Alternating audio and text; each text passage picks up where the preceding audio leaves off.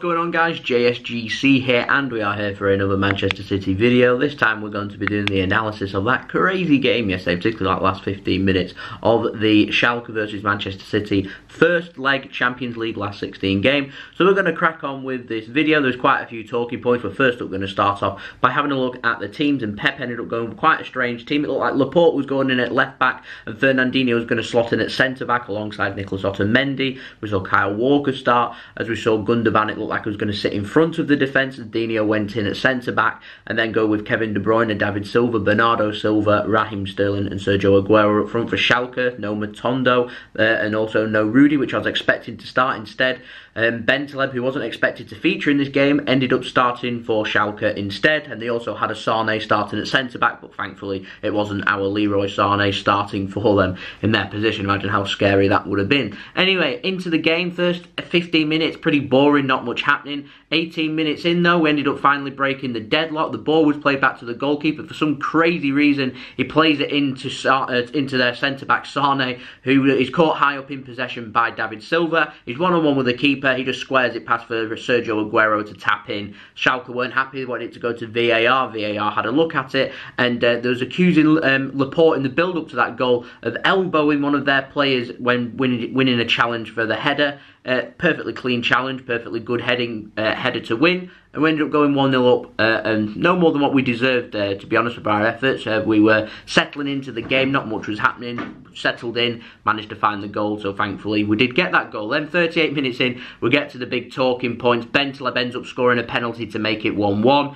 after there was a VAR decision for Nicholas Otamendi's handball. Referee original decision gave it as a corner, and then they wanted it to go up to VAR. They had a look at it, and Nicholas Otamendi's arm was sticking out. He's tried to pull it back. It's ended up hitting his arm for a goal-bound strike, which I think Ederson would have had covered, and the penalty was given. Harsh decision, in my opinion. Made it even more farcical that the referee never got to look at it. His original decision, don't forget, was a corner, and he couldn't have a look at it, so his decision's been overruled. The referee had a good view of the incident too, and it's been overruled by VAR, and apparently that screen that they go to go and have a look at the decision wasn't working for that game, and the referee did want to have a look at it, so it's been completely undermined. Imagine how the referee's going to feel at half-time, because he's going to go and have a look at that incident. What happens if he thinks, oh really, it shouldn't have been a pen actually, everything happened what I thought had happened, and he's been completely undermined. My decision, when the things aren't working and the referee isn't able to make a decision via the VAR, and the VAR's having to make the decision for him, that's where it becomes a bit farcical, and that's where VAR shouldn't really be counted for. In my opinion, the referee's original decision should stand unless the referee can have a look at the incident and deem that it was a penalty. Then I wouldn't have a problem.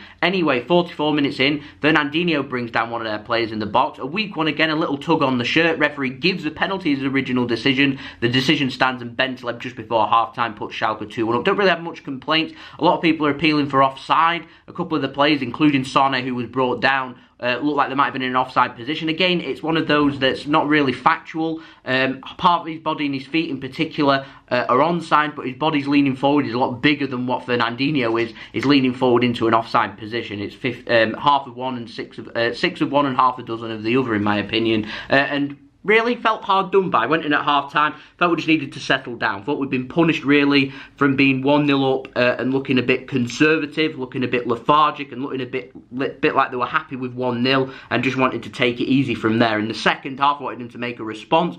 They did.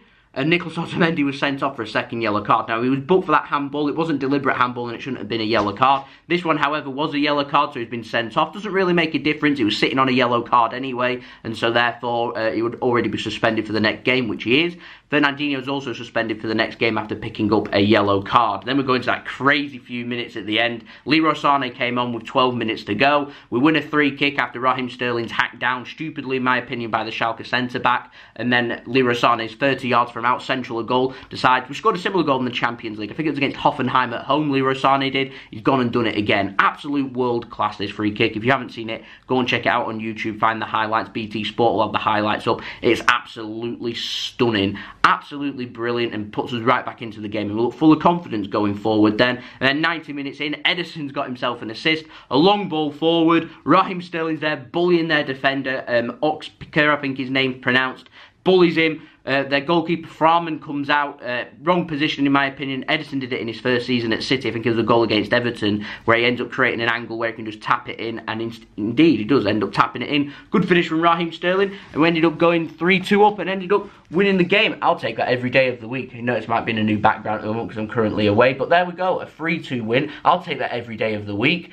We've got something to work for in the second leg, and also that makes things very difficult for Schalke. Schalke might feel like they've been hard done by, in my opinion. However, they didn't play particularly well, Schalke, particularly offensively. Defensively, they looked good.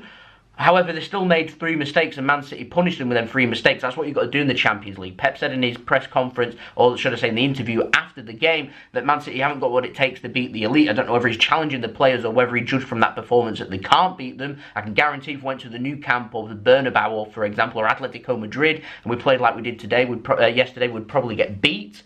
That's true. However, I thought we showed good character, did well to respond. We created opportunities, cut out the mistakes, and would have had a very good match, in my opinion. And so we've got plenty of things to work for and work forward to. We've got it all to do in the second leg still. We obviously can't afford to be losing the game. We're running the risk of going out of the competition. Schalke are more than capable of beating us on our own patch, particularly if we start making them mistakes and we're not able to create opportunities, and they made it difficult for us in that first leg. Their mistakes ended up creating our opportunities rather than us forcing them. So, you know, still got it all to do at the Etihad, not taking anything for granted. We'll just go have a look at the stats now. City ended up having 66% possession to their 34. We ended up having 21 shots compared to their 7. 2 on target for them, both their penalties. Like I said, offensively, not done much.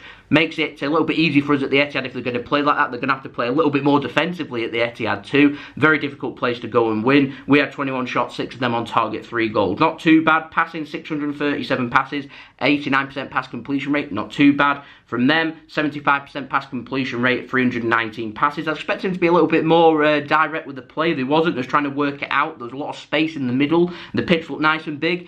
Only just relayed the pitch, I didn't know that, so the pitch wasn't really in a great state. People were moaning about the Newport pitch. This pitch wasn't brilliant either. We created a couple of clear-cut chances. Crosses, 16 crosses we put in compared to their 9. None of theirs connected. We connected with 4. It's not too bad for us, that. We ended up having more dribbles and more corners. They had more offsides. They had more recoveries, defensive stats. They had more tackles. We had more interceptions. They had more blocks. And in terms of clearances, they had more clearances. Same amount of headed clearances. In terms of aerial duels, both had the same amount of aerial duels. They won more aerial duels than us, so they're a little bit more physical than what we are. And their keeper obviously had to make more saves than what Ederson did. Ederson literally had nothing to do other than pick the ball out of the net and get an assist. It's quite incredible. But good account of themselves for Schalke. Like I said, there's still plenty of things to work for. It's only half time, really. They've still got to go to the Etihad. They're looking at a situation where you're thinking they're probably going to have to win by 2 clear goals. I'd have taken a score draw. I was more than happy with a 2-2 to go and win this game 3-2. Absolutely brilliant. Don't normally do this. I've given my man of the match to Leroy Sane. He's only been on the pitch 12 minutes, but we look so much different with him and Zinchenko on the left. It looks so fresh. Perfectly timed substitutes them. Leroy Sane's free kick just changed this game completely. The confidence and heads were gone. Sane comes in, puts that free kick, and all of a sudden we look like the old Manchester City, and we started making things happen, and we realised we can go direct too, and we ended up getting an assist from Ederson with Raheem Sterling putting the ball into the net. Bit stupid of Otamendi getting sent off. Like I said, he was already suspended. Fernandinho, I think, suspended for the next leg too. Equally though, if we get through to the quarterfinals, we should have them both available, which is always a bonus. Wouldn't surprise me now if I don't see Otamendi starting the Carabao Cup final. Like I said, why he's done that challenge when he's on a yellow card, I don't know. But there we go. He's got to learn from that and move forward. He'll get more opportunities in the future, obviously. I just know what Pep's like, and I can imagine him going with someone else rather than Otamendi. But there we go. That's been the video. Hope you enjoyed the video. A 3-2 win. I'll take that every single day of the week away from home. We're in a good position now at the Etihad. Hopefully now it'll encourage people to get more involved with the Champions League. We've got a good chance here of getting through to the quarterfinals, so hopefully we can get that stadium packed out and get the noise nice and loud, just like it was with Schalke, and be able to back the boys and get us through to the quarterfinals. I know a lot of fans are disinterested in this competition. I can see why with the VAR, couple of decisions a bit dubious, but there we go. You feel like it's UEFA 2, Manchester City 3. We've one-upped them, we've won the game, we can move forwards, and hopefully now we can go onto our own patch and get through. What bigger way is there of putting a middle finger up at UEFA, in my opinion, than going winning the biggest competition of them all? Obviously we're going to be against 12 men, even 13 men, if the fans like Schalke were yesterday, which was their 12th man, the referee being their 13th man, and still we came out on top even with 10 men. That isn't to be taken for granted. That was absolutely fantastic. A great show of character and a great way going into a cup final on Sunday against an out-of-confidence Chelsea side whose manager, his job may well be on the line. So we'll have a preview up for that coming up very soon. We've got the Manchester City latest news coming up tomorrow too. So make sure you stay tuned for that. Make sure you subscribe and press the bell to put your push notifications on. Make sure you leave a big thumbs up if you enjoyed this video. And also let me know your thoughts in the comments below. And don't forget also that you can check out my social media, Twitter and Instagram. Links are in description below. You can go and follow me on there. That'd be great. And I'll see you all again for the next video. So it's been JSGC. Hope you have a wonderful rest of your day. Peace. Ciao for now.